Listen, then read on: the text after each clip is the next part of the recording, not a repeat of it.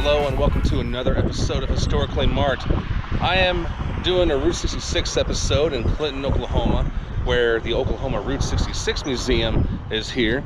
And it's not to be confused with the National Route 66 Museum, which is about 30 miles west of here. And I got to look around, and I didn't take any video inside the museum, in respect to the people who run the place. And it's definitely worth the experience. It's definitely worth the money that they charge. I paid $7 because I'm an adult, but but I'm going to go ahead and show you the exterior of this place, because there's plenty of historical stuff outside the museum. So here we go. All right, so I'm going to start over here on the right side of it. So there are some markers behind these poles, but they're mostly talking about some old businesses. But Steak and Shake, I guess that's the one in Springfield, Missouri. Skylar Motel. I believe that was the one that Paul McCartney stayed at when he was in town, 2008. And amazingly, this hits closer to home because it is from home, Edwardsville, Illinois. This is the Wildy Theater. Now, if you watch my Edwardsville Route 66 video, I left out the Wildy Theater because it is not directly on Route 66, but they include it on this platform. Some of these places I did visit, and of course you probably see my video for the Coleman Theater in Miami, Oklahoma. I have not made my way to Texas or California yet on 66. And again, here are some markers here. I know it's kind of hard to see because it's dark, so I'm mostly going to focus on these posters. I hate to leave out historical information. Now, this is a reflecting image. If I walk past it, get your kicks on Route 66, now showing Easy Rider. Wow. Easy Rider wasn't even filmed on Route 66, which is weird, but anywho.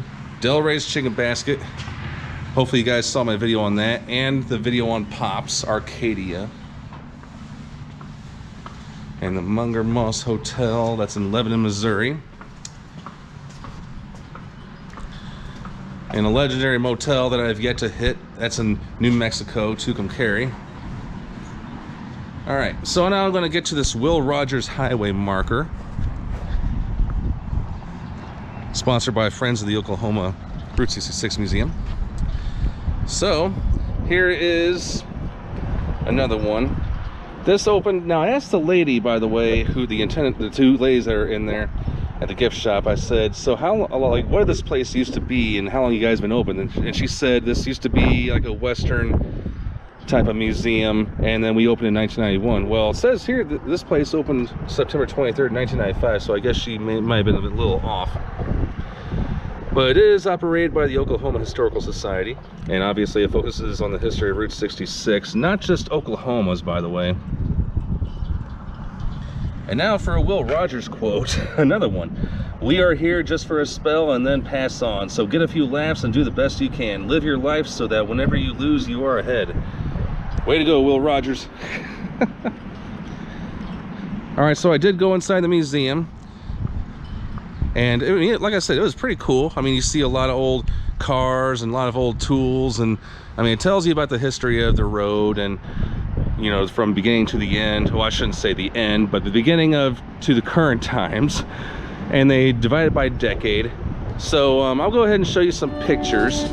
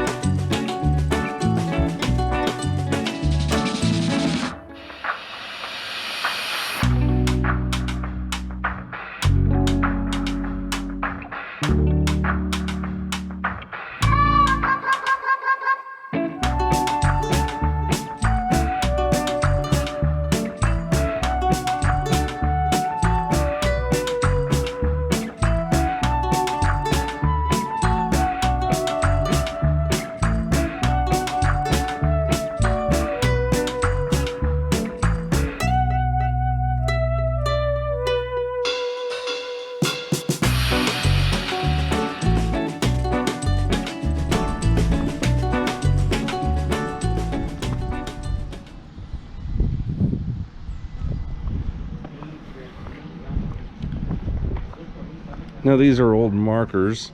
This is a project marker that was once placed at Neptune Park here in Clinton, Oklahoma.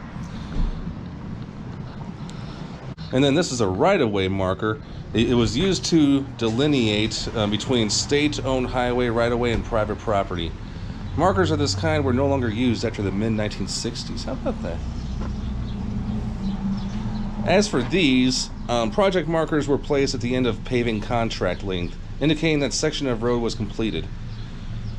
This was used during the original construction of Route 66, so pretty cool.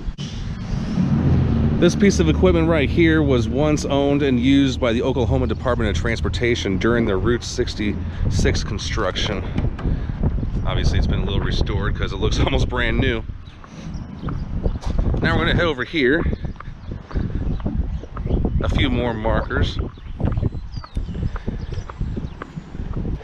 And this here is a 1948 Dodge fuel truck. This series was manufactured from 1948 to 1953 and replaced the pre-war Dodge truck. Over here is, you guessed it, a Hampton Hotel Save a Landmark sign.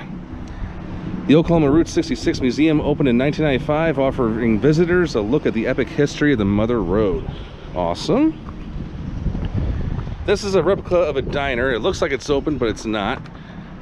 Here, I'll even give you a peek. Well, they sure look like they have some nice food in there and drink. And there is a sign that talks about it. Oh, so Valentine was actually a diner chain. Okay.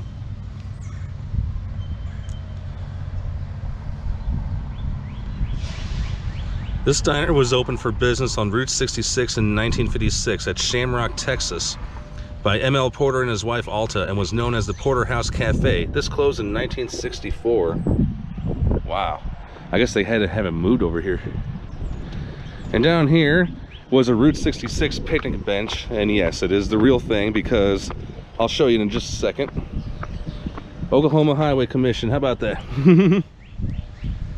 And it was named for Joe Morgan, the engineer for Division 5 Oklahoma Department of Transportation from 1944 to 86.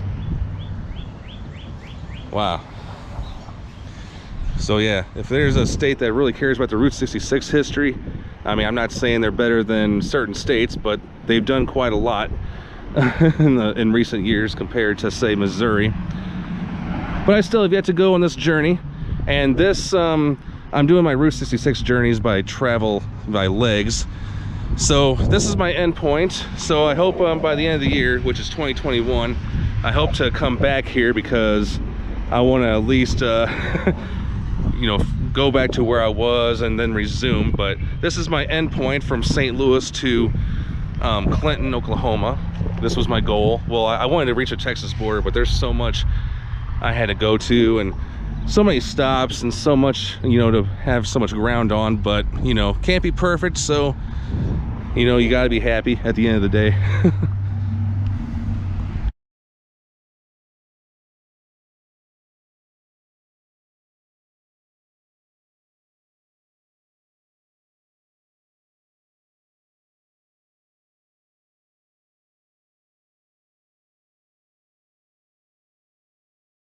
So now I am back 6 months later here at the same spot in Oklahoma, in Clinton, Oklahoma, and just picking up where I left off, ready to explore whatever's left of Oklahoma, then on to Texas and New Mexico. So definitely can't wait to see what's ahead of me on the Mother Road, but stay tuned for more Route 66 videos. I am Jason, signing off.